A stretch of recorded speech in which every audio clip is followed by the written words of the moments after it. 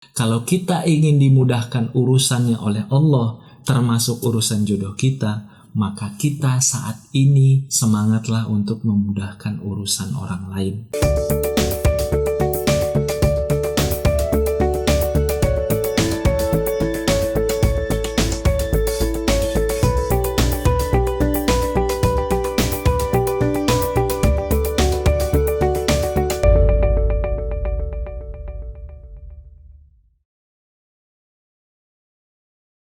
Assalamualaikum warahmatullahi wabarakatuh. Teman-teman, alhamdulillah kali ini kita akan membahas tentang dua kisah nyata seorang pemuda yang membantu orang lain dengan tulus, dengan ikhlas, dan Allah membalas dengan balasan yang luar biasa.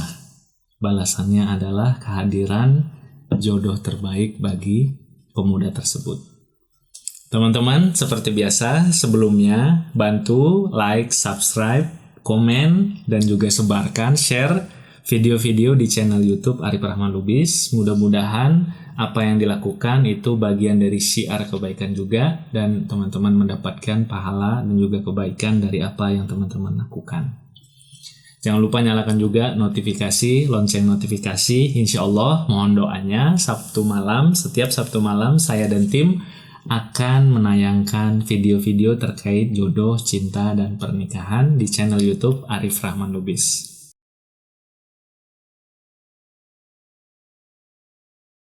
Teman-teman, saya ingin membuka dengan sebuah kisah yang luar biasa. Kisah ini dituliskan oleh Syekh Abdul Fattah dalam bukunya Dahsyatnya Kesabaran Para Ulama. Kisah ini terjadi sekitar tahun 500 Hijriah, terjadi pada Syekh Qadi Abu Bakar Muhammad bin Abdul Baqi. Kisah ini terjadi dimulai dengan ketika beliau masih di kota Mekah. Beliau saat itu adalah seorang pelajar masih muda, kemudian ekonominya sangat pas-pasan. Pernah satu waktu beliau lapar yang luar biasa. Beliau sudah lama kelaparan. Kemudian dalam laparnya beliau berjalan di jalanan kota Mekah, dan tidak sengaja beliau menemukan ada sebuah kantong yang terbuat dari kain sutra yang sangat indah, tapi di sekitar situ tidak ada orang, teman-teman. Beliau tidak ada yang bisa ditanya dan beliau tidak bisa mencari tahu siapa orang yang memiliki kantong tersebut.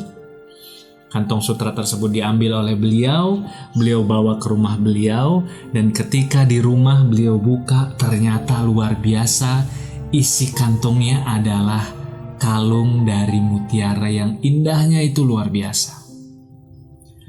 Tidak berapa lama kemudian beliau mendengarkan ada orang tua di luar sana di jalanan kota Mekah mengumumkan bahwa beliau kehilangan sebuah kantong sutra yang isinya ada perhiasan yang sangat mahal, sangat berharga. Orang tua tersebut mengatakan, "Aku akan memberikan hadiah 500 dinar kepada orang yang bisa mengembalikan kantong dan perhiasan yang di dalamnya." Pemuda ini, Qadi Abu Bakar Muhammad bin Abdul Baqi ini datang kepada orang tua tersebut, menggenggam tangannya, mengajak orang tua tersebut ke rumahnya. Kemudian pemuda ini bertanya, "Wahai orang tua, tolong beritahu kepadaku ciri-ciri kantong yang engkau miliki dan tadi engkau katakan hilang."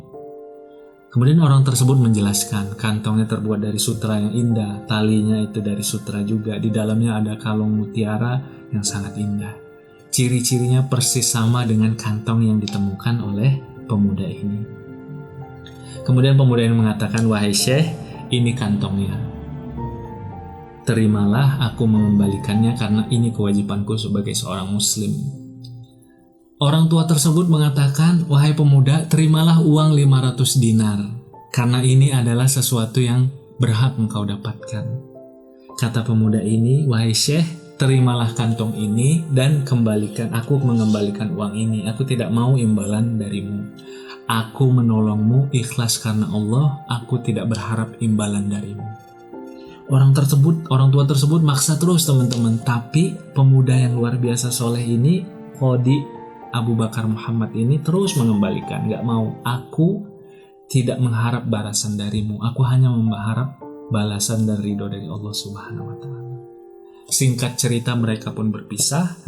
orang tua tersebut mengambil kantongnya, kemudian uang tersebut tidak diterima oleh pemuda soleh ini.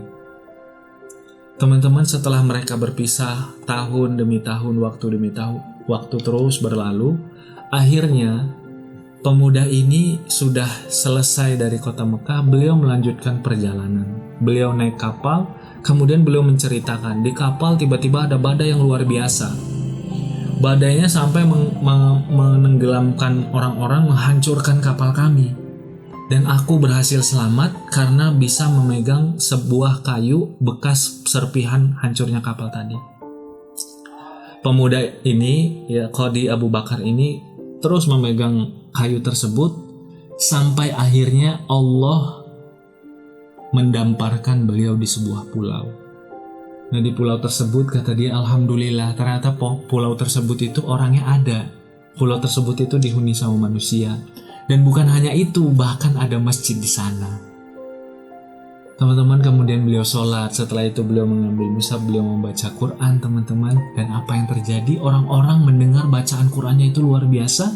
Kemudian mengatakan, wahai Syekh, tolonglah kami untuk mau engkau tinggal di sini, ajari kami dan anak-anak kami itu membaca Quran. Beliau pun mengajarkan membaca Quran. Bukan hanya itu, beliau mengajarkan menulis, beliau mengajarkan ilmu-ilmu agama. Setelah berapa lama beliau menjadi guru di situ, masyarakatnya itu cinta sekali sama Qadhi Abu Bakar Muhammad ini. Kemudian masyarakatnya mengatakan, wahai Syekh, tolonglah kami, maulah untuk menerima permintaan kami. Apa itu, kata pemuda ini, kata Syekh ini, kata Abu Bakar ini. Apa itu? Maulah engkau menikah dengan seorang gadis yang yatim, yang ayahnya itu sudah meninggal. Gadis ini kaya raya, gadis ini baik, gadis ini itu belum punya suami. Maulah menikah dengannya. Kata Qadhi Abu Bakar, gak mau, aku tidak mau menikah dengan perempuan yang kamu pilihkan. Aku melakukan ini semua tidak mengharap balasan apa-apa. Aku mengharap balasan dari Allah Subhanahu wa Ta'ala. Teman-teman, mereka terus memaksa, penduduk tersebut terus memaksa, sampai akhirnya perempuan tersebut, gadis yatim tersebut itu didatangkan ke hadapan Syekh ini. Dan gadis ini memakai kalung. Kalung yang membuat Syekh ini terpana, matanya tertuju sepenuhnya ke kalung tersebut. Masyarakat sekitar mengatakan, wahai Syekh, engkau menghancurkan gadis perempuan yatim ini. Kenapa kami datangkan dia sementara matamu hanya tertuju pada kalung mutiara yang indah di dadanya? Kata Syekh ini, dia menceritakan kisahnya. Sesungguhnya aku dulu menemukan kantong, sesungguhnya aku mengembalikan kepada orang tersebut, dan kalung yang dipakai oleh wanita ini persis sama dengan kalung yang dulu aku temukan di kota Mekah. Orang-orang mengatakan, subhanallah, Allahu Akbar. Kata Syekh ini, ada apa? Orang-orang mengatakan, wahai Syekh, sesungguhnya kalung itu adalah milik ayah dari gadis ini. Dia dulu pernah mengatakan, aku tidak pernah menemukan satu orang muslim pun yang lebih baik daripada pemuda yang aku temukan di kota Mekah. Dia mengembalikan kalungku ini dan tidak mengharapkan balasan apapun. Ya Allah, sesungguhnya aku berdoa kepadamu agar engkau bisa menjodohkan putriku ini dengan pemuda tadi. Teman-teman, akhirnya Qadhi Abu Bakar Muhammad tadi menikah dengan gadis tersebut berkat pertolongan dari Allah Subhanahu wa Ta'ala dan berkat beliau membantu orang dengan ketulusan hatinya, hanya mengharap ridho dan balasan dari Allah Subhanahu wa Ta'ala. Kisahnya seperti ajaib, tapi kisah yang nyata, kisah yang sangat luar biasa. Seorang pemuda mengembalikan kalungnya sudah berpindah entah kemana di seberang lautan. Beliau menyeberang karena kapalnya hancur. Beliau mengajarkan di pulau yang sama dengan orang yang memiliki kalung tersebut. Beliau akhirnya dinikahkan dengan wanita anak dari orang yang memiliki kalung tersebut. Teman-teman, kisahnya indah luar biasa. Kisah yang kedua, kisah yang sering sekali kalau kita membaca Al-Quran, kita akan sering sekali menemukannya. Kisah Nabi Musa alaihissalam dalam Quran surat Al-Qasas ayat ke-23 sampai 27. Teman-teman silahkan baca juga di layar HP teman-teman, ini akan kami tayangkan di mana Nabi Musa ketika beliau hijrah ke negeri Madian, beliau menemukan sebuah sumur dan orang-orang itu banyak sekali meminumkan ternak-ternak mereka. Kemudian ada 2 orang gadis itu menunggu, tidak bisa memberi minum bagi ternaknya. Dan apa yang dilakukan Nabi Musa alaihissalam? Beliau membantu gadis tersebut dengan tulus, dengan ikhlas. Setelah membantu memberikan minuman ternak tadi, beliau kembali pergi, kemudian beliau berteduh di bawah pohon, kemudian beliau hanya memohon ampunan, memohon pertolongan, memohon balasan dari Allah. Ya Allah, sesungguhnya aku memohon, sesungguhnya aku sangat membutuhkan sesuatu kebaikan yang Engkau turunkan kepadaku. Beliau membantu orang, beliau hanya memohon balasannya kepada Allah Subhanahu wa Ta'ala, Sang Maha Pembalas terbaik. Teman-teman tahu nggak kelanjutan ceritanya? Ternyata 2 gadis tersebut adalah anak Nabi Syu'aib alaihissalam. Gadis tersebut mengatakan meminta agar ayahnya mengundang Nabi Musa. Singkat cerita, Nabi Musa diundang oleh Nabi Syu'aib, dijamu oleh Nabi Syu'aib alaihissalam. Bukan hanya itu, Nabi Syu'aib meminta beliau agar bisa menjadi orang yang membantu Nabi Syu'aib di rumahnya, menjadi karyawannya. Bukan hanya itu, Nabi Syu'aib melamar Nabi Musa untuk bisa menikahi salah satu putri beliau. Menolong orang lain, mengharap pahala balasan terbaik dari Allah Subhanahu wa Ta'ala. Allah beri balasan yang luar biasa, bahkan hadirnya jodoh terbaik yang bisa jadi tidak pernah disangka-sangka. Garis benang merahnya ada persamaan dari 2 kisah tadi. Nabi Musa membantu orang, hanya memohon balasan kepada Allah. Qadi Abu Bakar Muhammad membantu orang, hanya mengharap balasan Allah. Dan Allah Maha Pembalas terbaik, Maha terbaik pembalasannya, Maha mensyukuri perbuatan-perbuatan baik hambanya. Allah memberikan balasan yang luar biasa, berkali-kali lipat, beratus kali lipat, bahkan tidak pernah kita bayangkan, tidak pernah kita sangka-sangka.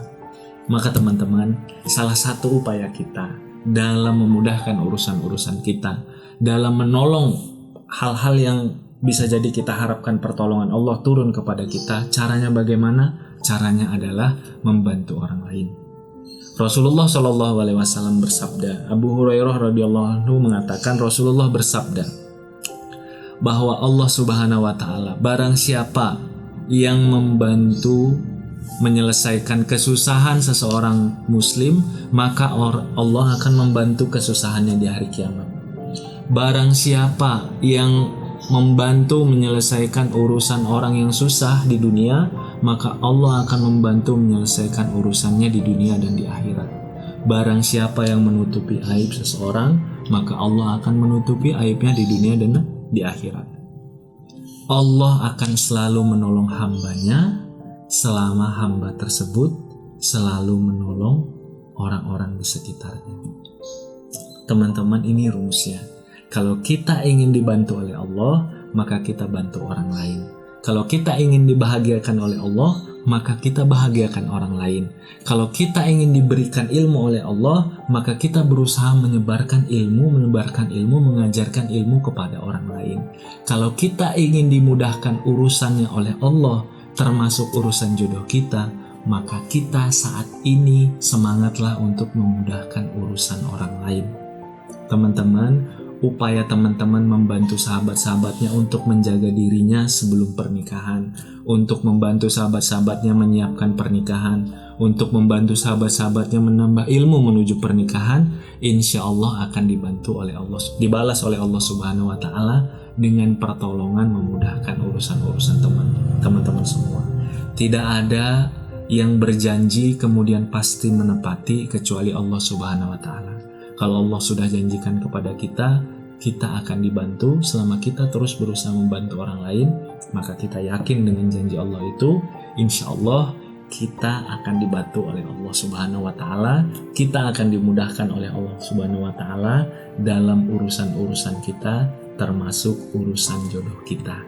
Mudahkan urusan orang lain, insya Allah Allah akan memudahkan urusan teman-teman semua. termasuk urusan jodoh teman-teman. Terima kasih. Wassalamualaikum warahmatullahi wabarakatuh.